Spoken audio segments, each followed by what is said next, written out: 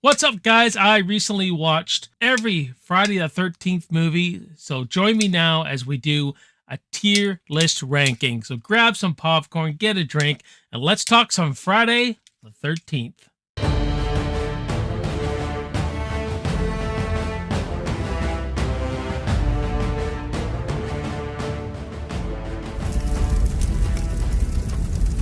What is up, guys? Welcome back to the channel. My name is Jason. You're watching BACKTRACK Cinema, and today we're going to go through a Friday the 13th tier list. I love Friday the 13th. Just love Jason, love the camp atmosphere, all that. And it was fun going back and rewatching all these. Instead of a formal ranking where I give you my least favorite to my favorite, we're going to do a little tier list ranking here. This will be a little more interesting. So I got 5 tiers here, guys.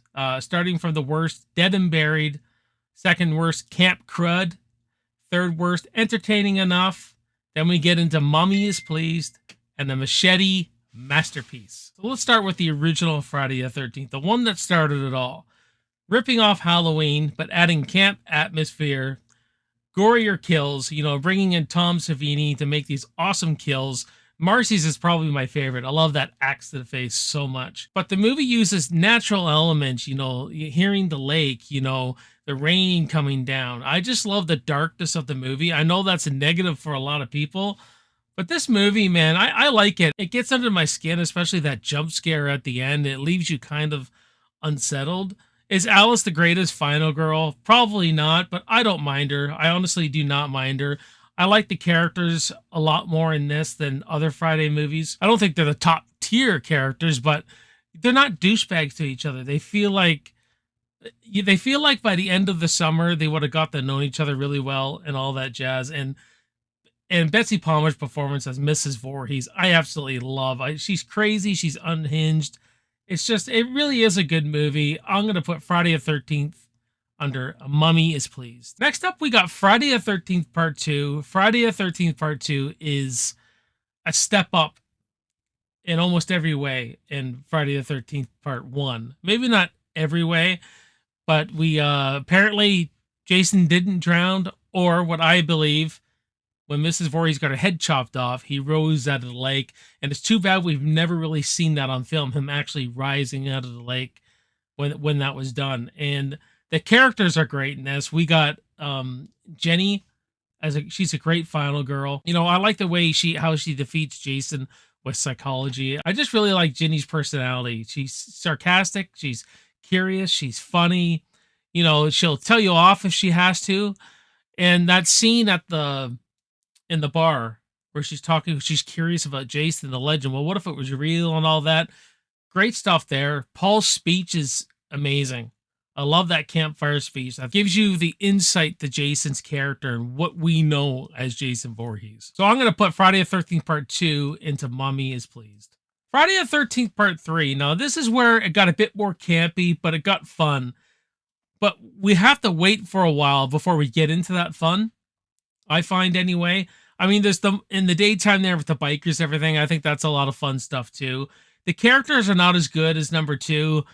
But there's some pretty good kills here. They're playing into the 3D and everything, which is dated now. But I mean, they worked really hard to try to give everyone this great 3D experience. Richard Brooker is one of the best Jasons and is the template that every Jason after him kind of followed. I think he's this big lumbering guy, and he runs in it and all this kind of stuff. And Chris and him have one of the greatest third acts because she does a lot of damage to him. Things that I'm not too big on is I think Rick should have had more screen time, at least got into a fight with Jason. Saw a bit more of a confrontation between him and Jason. I love Ali, how he does the Ali shuffle at the end of the movie. But at this movie, there's a lot of the characters aren't as good. The pacing's not as good. I find we're waiting and waiting and waiting for that third act too long. But still entertaining enough and a lot of fun still. But I'm going to give Friday the 13th Part 3 into entertaining enough. Friday the 13th Part 4. Now, this is where I feel like they figured out the Friday the 13th formula and executed it the best. A perfect slasher movie, the blueprint of the slasher genre, if you will. Getting a bunch of kids into one location and Jason systematically taking everyone out one by one and adding little elements like a kid twins, a dog, a family. I like how they add the family in there, and you get Tommy and Trish. Trish, I love. I just absolutely love her as a final girl. I love Trish because she's that big sister and she'll do anything to protect her family. And she almost has this personality like like we don't know much after what happened to Trish. I almost like to, in my mind, she almost became like an FBI agent tracking down serial killers. She seems to have that kind of personality. You know what I mean? Kills, man, are just awesome in this.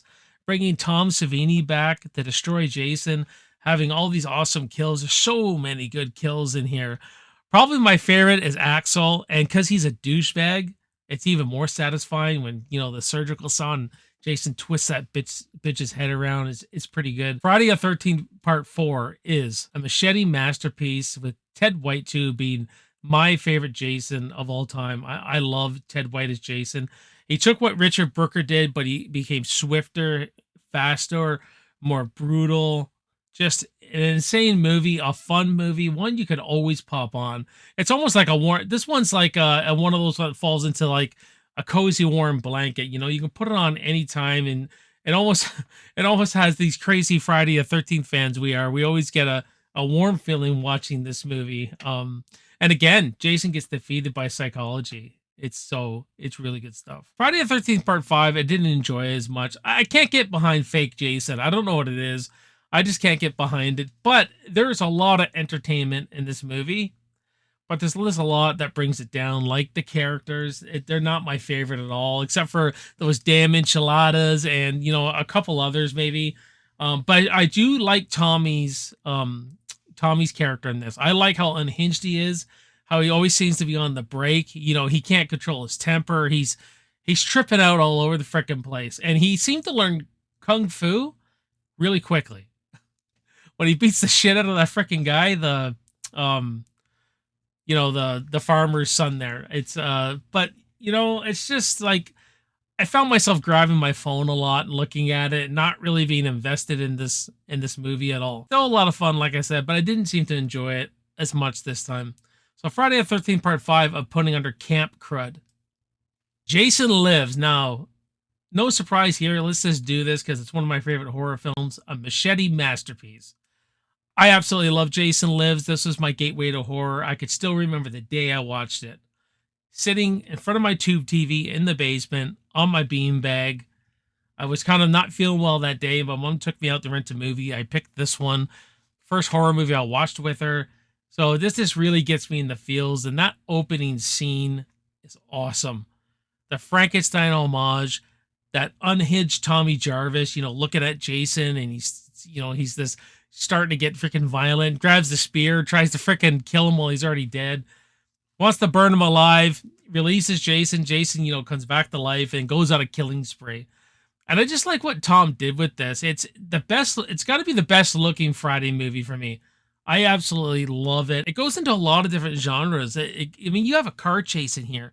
You have an action scene. You have, you know, trailers flipping over. Great kills. Not as good as kills as maybe in number 4. I think CJ Graham is a great Jason with a real Terminator feel to him, which maybe why I like it, because I'm a huge Terminator fan. And even the sheriff gets redeemed kind of because how he protects Megan, gets his back freaking crushed though. That end scene on the water with Tommy's great, very Jaws-like ending. And if this was the last one, I would have been happy the way it ended, because it ended with this curse, you know, Jason being contained in the water and everything like that.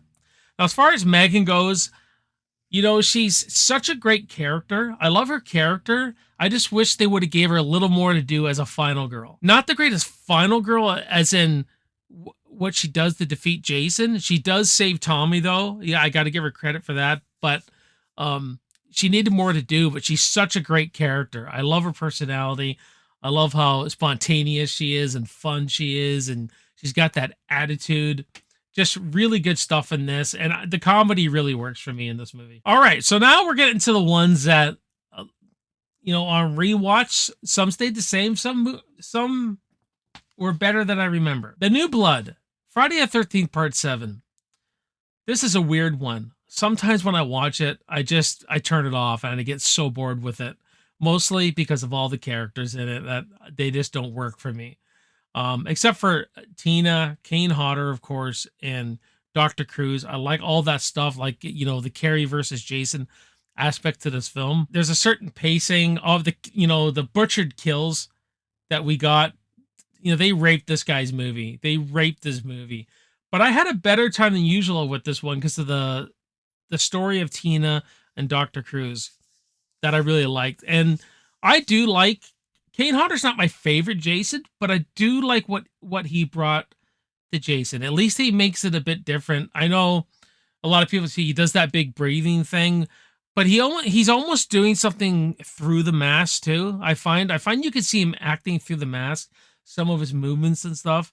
Like I said, he's not even top 3 Jasons for me. But I do like what he does here. Near the end there, he kills Melissa with the axe in the head. I love the way John Carl Buechler filmed this. It was really tight, and Kane Hodder is wide, right? So he really fills up that room. It gives a real claustrophobic, like you really feel like you're trapped in this house with Jason. And that Jason, and he's definitely the best looking Jason. That makeup, he's the scariest looking Jason as far as the look is concerned. The only Jason that gave me nightmares, even though he's not my favorite Jason, but the dude gave me nightmares when I first watched this. I can remember how I watched it on Easter. I can remember this, and then I fell asleep in my basement, and I was having this recurring dream all night of me running from Kane Hodder's New Blood Jason. So great third act though. Like a lot like 3, you're kind of waiting for it though. You're waiting and waiting, but once Tina faces off with Jason, it's pretty good. It's pretty good. But so I'm gonna put New Blood under entertaining enough. All right, Jason Takes Manhattan. This movie never works for me. Sorry, Jeff, for the Friday the 13th Society. You guys like Friday the 13th? Check out the Facebook page, Friday the 13th Society. I'll put a link in my description below. But Jason Takes Manhattan. This is one of Jeff's favorites, Friday the 13th films. Jeff Cool, who's the creator of the Facebook page. Never works for me. I think the stories, nothing makes sense in this to me. And I hate that you see Jason as a kid at the end in this toxic waste, and the effects. Oh man, it's not good. It's not good. When he gets to New York, I think it gets pretty entertaining. And him being on a boat is not what bothers me. That's not what bothers me. I think there's some good kills here. I think there's a couple good characters here. We have a pretty weak final girl here. I just find the movie really extremely boring, even though I loved it as a kid.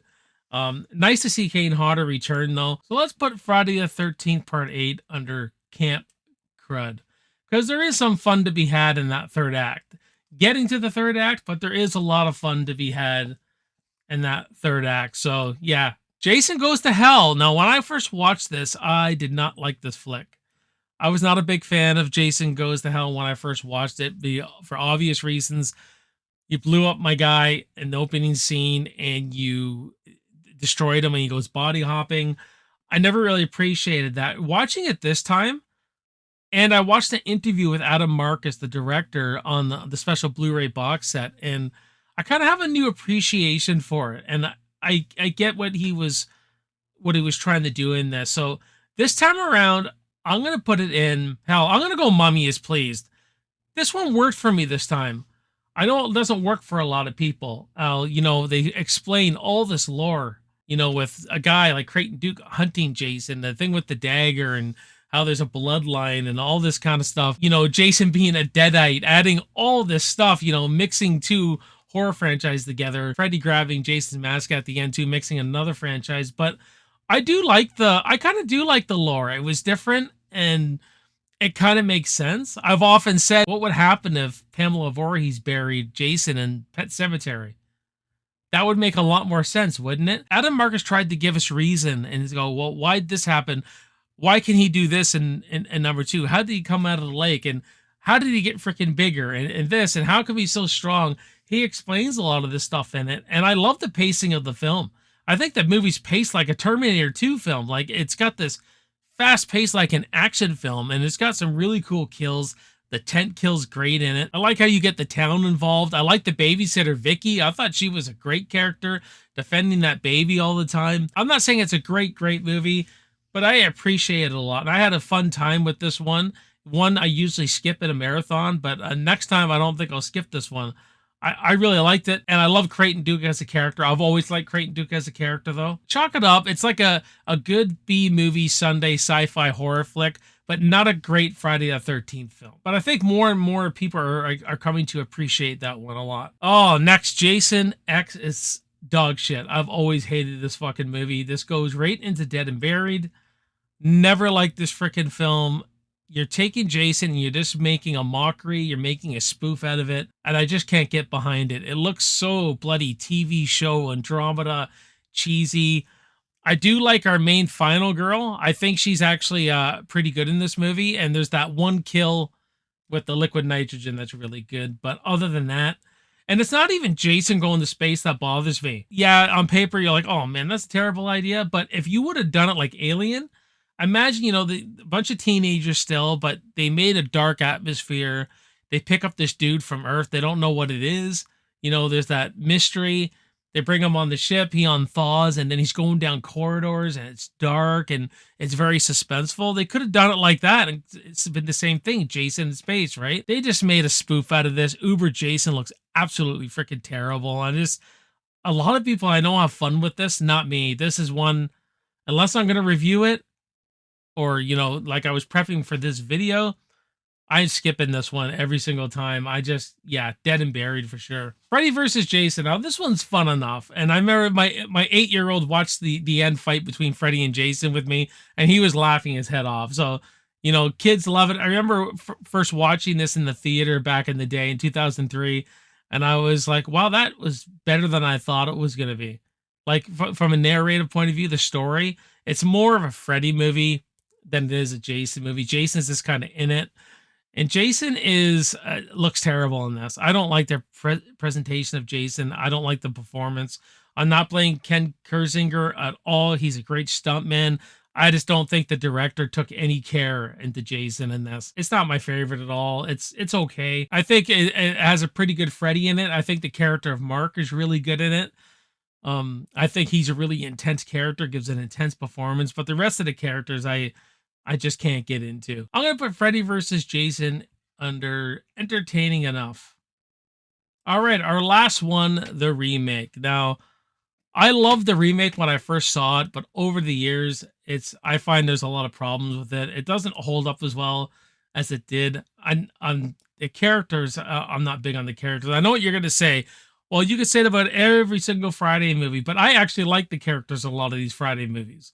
The top tier ones anyway. But the Friday the 13th remake, I think the characters are awful. They're more like caricatures, really.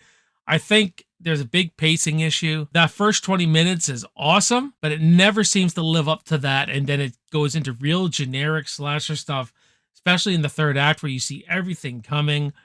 I mean, there's one scene after he kills Lawrence with the axe, right? And, and then he goes up on the roof. He sneaks into the house. Well, this is where we're kicking into the third act. That's when Jason should have been kicking the door down in the freaking cabin or throwing someone through a window and breaking in and just chasing them down like rats, right?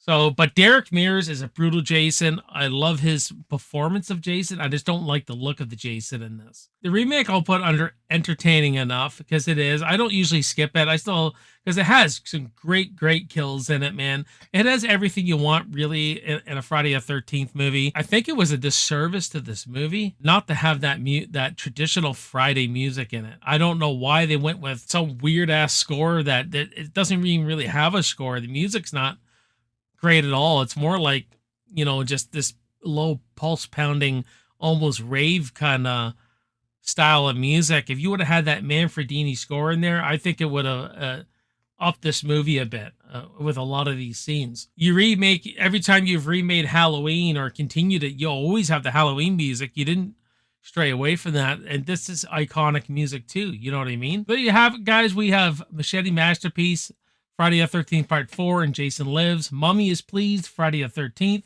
Friday the 13th Part 2, Jason Goes to Hell. Entertaining Enough, Friday 3.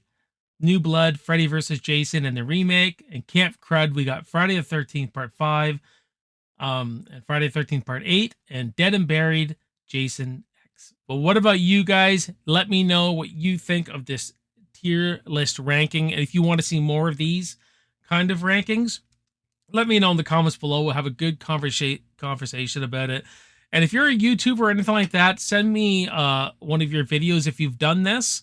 Send me a link, or if you go on Tier Maker and you just you print off or whatever you do, you got the link to how you'd rank them. Let me know how you'd rank in this kind of way under these tier lists, and yeah, just we'll have a good conversation about Friday the 13th. I really appreciate you guys watching the video. If you haven't subscribed yet, please subscribe, go down the rabbit hole, check out my other videos, and enjoy the channel, all that jazz. My name is Jason. You're watching Backtrack Cinema. I will see you on the next video, and I will see you in the movies. Cheers.